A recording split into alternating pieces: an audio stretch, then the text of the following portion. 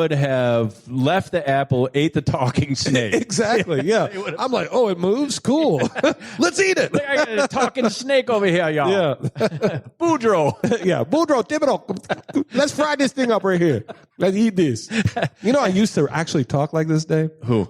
The way I'm just talking right here, the Cajun accent, this was what I used to sound like when I was a kid. No way. Oh, yeah. And you had to work your way out of it. I'd always say sha. Sha is like saying dude or friend. Oh, sha. Yeah, so I'd be like, what you up to, Sha? What you doing?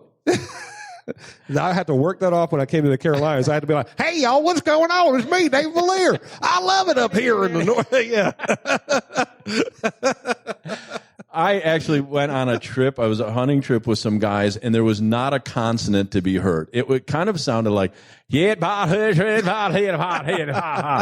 like, do you want me to stand in the front of the boat? Could you like raise a hand if that means yes or no, or like some kind of a sign language here? And, you know, because I didn't want to disrespect the guy, but I'm like, man, I can't, because there's guns and stuff going on there. And I'm like, yeah, I had to. I understand. It was an alligator hunt of all things. Man, I want to go on one of those so bad. Alligators are cool, man. Yeah. I didn't realize, here's a fun and unusual fact. A big alligator, like a big, like 12, 14 footer, he's 40, 50 years old. Wow. Yeah, it's not just young alligators. Gosh. Apparently they're doing the thing. Seasoned alligator. I want to just explore, and you know, we've got all kinds of fun and unusual facts, ladies and gentlemen. Listen, you can use this episode at homeschool with your kids. That's right. Yeah. Count it as education. You can download a test, and, you know, you can figure out, like, how many people were in the city that, you know, you can download the test. Yeah. You know, and you can use this for, you know, educational purposes. That's right. Not just for hilarity.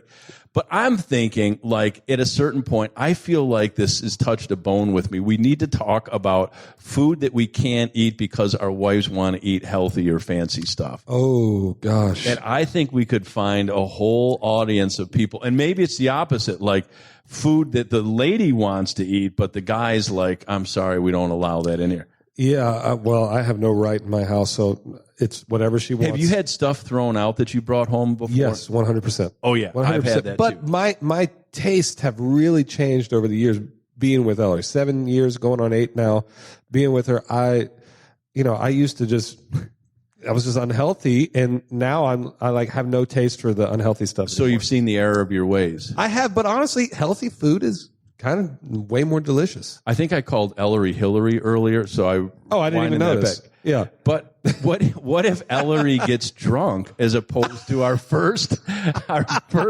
strange and unusual fact? Is she going for Bojangles? I'll tell you what she would be going for. If Ellery ever got drunk, she would go for a burger or a chicken sandwich.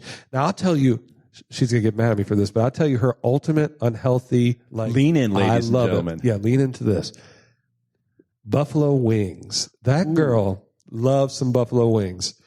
I mean, and like it's like she turns into a different person. Oh yeah. You know, she's like all her classiness goes away, and she's like, put that sauce on me. Like, give me that one. Give me those wings. She comes in. There's bits of hot sauce in her hair, bones sticking all over the table. Yeah, she loves wings. Yeah, yeah. So I have like I'm allowed a certain space in my house, freezer, refrigerator space, that all of my contraband can go into. You know what I mean? So, but then I can't go out any place because apparently my food will contaminate the food that the rest of the family eats. Like my pound of bologna will contaminate the fruits and vegetables if it comes out of its little space right there. Right. Yeah. So I think we have regaled our audience with strange and unusual facts. But hey, here's the scriptural part. Put a little ding on there. Ding! Scripture. You know, God has created all things for us to richly enjoy. Yep. It is a big world out there. Some people find bunkers in their house. Some people apparently get too much wine in them and they go to Bojangles when they've been vegetarians.